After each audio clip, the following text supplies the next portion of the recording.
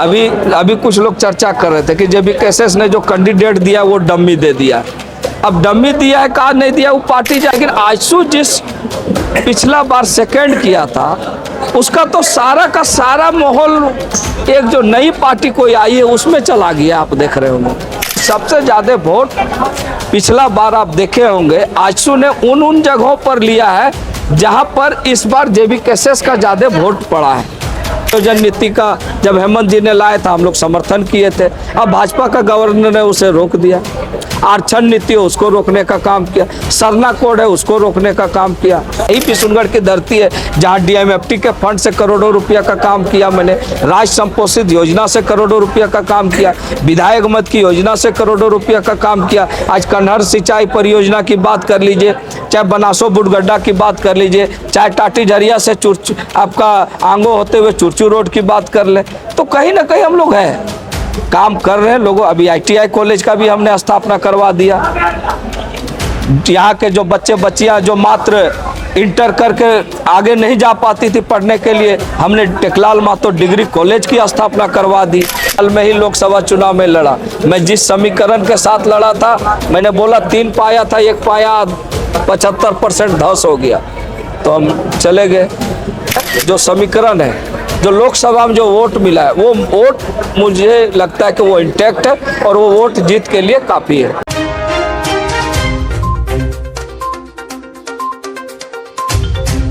लोकसभा चुनाव अब खत्म हो चुके हैं, अब बारी है विधानसभा चुनाव की। लोकसभा में काफी दमदार परफॉर्मेंस के बाद अब विधानसभा में उतरे हैं जयप्रकाश भाई पटेल। हालांकि जो रिजल्ट्स था वो जितनी उम्मीद थी उतना तो नहीं हो पाया, लेकिन अब विधानसभा चुनाव में समीकरण कुछ और रहता है।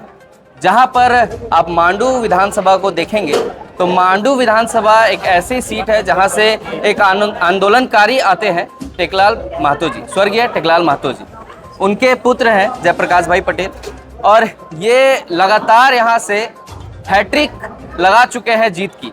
क्या लगता है इस बार चौथी बार चुनाव में आप आए हुए हैं, इस बार का समीकरण आप किस प्रकार से देखते हैं? क्योंकि जहां पर पहले 2 ही लोग रहते थे, चाहे वो झारखंड मुक्ति मोर्चा रहती थी या फिर भाजपा, जो कि गठबंधन में भाजपा आजसू के साथ भी रहती थी, या फिर इधर इंडिया गठबंधन अभी बना है, लेकिन अब तीसरी पार्टी भी आ चुकी है। तो क्या लगता है इस बार का समीकरण आप किस प्रकार से देख रहे हैं मांडू विधानसभा का खास करके? देखिए पिछला बार भी आदमी जो है पहले इंडिया फोल्डर इंटैक्ट था, एनडीए टूटा हुआ था, आजसू भाजपा गठबंधन नहीं था, बाबूलाल जी उसमें फिर आके मिल गए, अभी 3 पार्टी उसमें भी मिल गया है। जिस तरह से इंडिया गठबंधन में आज Rajad, Congress, JMM, CPI, ML का है, उसी तरह उसमें 3 पार्टी है। उसमें भी देखेंगे कि पिछला बार जो चुनाव मांडू में हुआ था तो आजसू अलग लड़ी थी, भाजपा अलग लड़ी थी, जेबीएम अलग लड़ी थी, तो 3 दल तो अलग लड़े थे।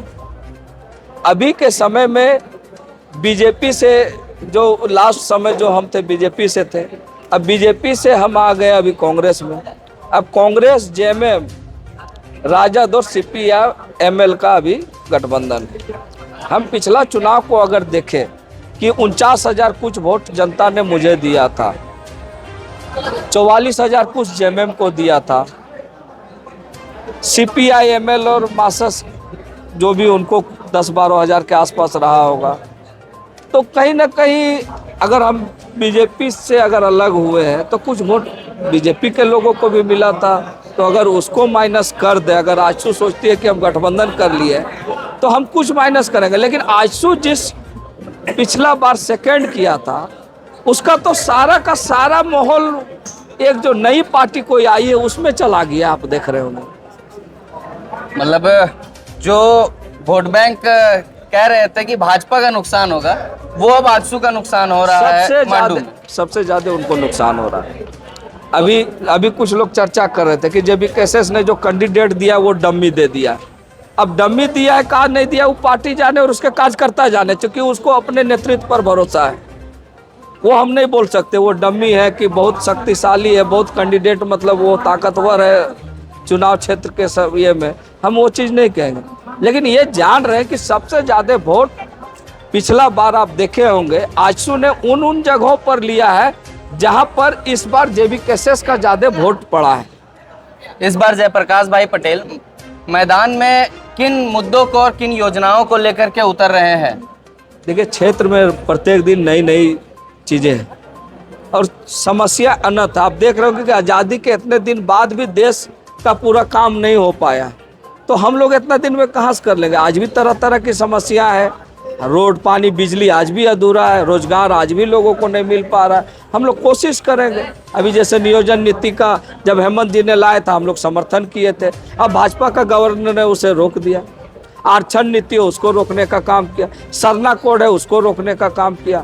हम लोग ने जहाँ तक हुआ हम लोग काम करें। आपके सामने यही किशनगढ़ की धरती है जहाँ DMFT के फंड से करोड़ों रुपया का काम किया मैंने, राष्ट्र संपोषित योजना से करोड़ों रुपया का काम किया, विधायक मत की योजना से करोड़ों रुपया का काम किया। आज कन्हर सिंचाई परियोजना की बात कर लीजिए, चाहे बनासो बुडगड्ढा की बात कर लीजिए, चाहे टाटी झरिया से आपका आंगो होते हुए चुरचू रोड की बात कर लें, तो कहीं ना कहीं हम लोग हैं, काम कर रहे हैं लोगों। अभी ITI कॉलेज का भी हमने स्थापना करवा दिया। यहाँ के जो बच्चे बच्चियाँ जो मात्र इंटर करके आगे नहीं जा पाती थी पढ़ने के लिए, हमने टेकलाल मातो डिग्री कॉलेज की स्थापना करवा दी। क्या लगता है मैया योजना जो है ये चुनाव में कितना फायदा पहुंचा सकती है? और जनता के बीच में मैया योजना को लेकर के जो भ्रम फैलाया जा रहा था कि मैया योजना ठीक चुनाव से पहले लाना एक चुनावी लॉलीपॉप है, तो क्या लगता है जनता के बीच में क्या माहौल है मैया योजना को लेकर के?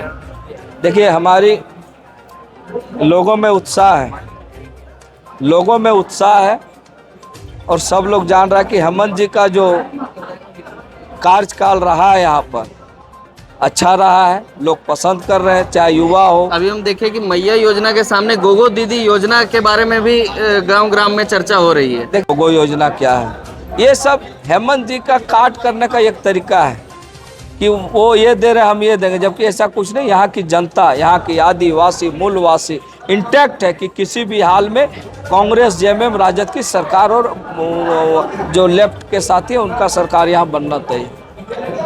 इस चुनाव में क्या लगता है जीत का मार्जिन क्या रहने वाला है आपका?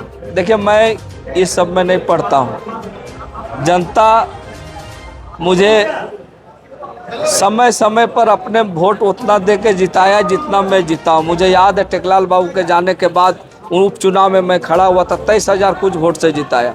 फिर मोदी जी का वेब आया, मैं झारखंड मुक्ति मोर्चा का उस समय गठबंधन नहीं था, उस समय मुझे जनता को लगा कि JP पटेल को इतना से जिताना है, तो 78,000 79,000 वोट उस समय भी दिया था। 2019 में मुझे वोट जो मिला 49,000 कुछ वोट मिला, तो जितने भर वोट मुझे जनता ने दिया है।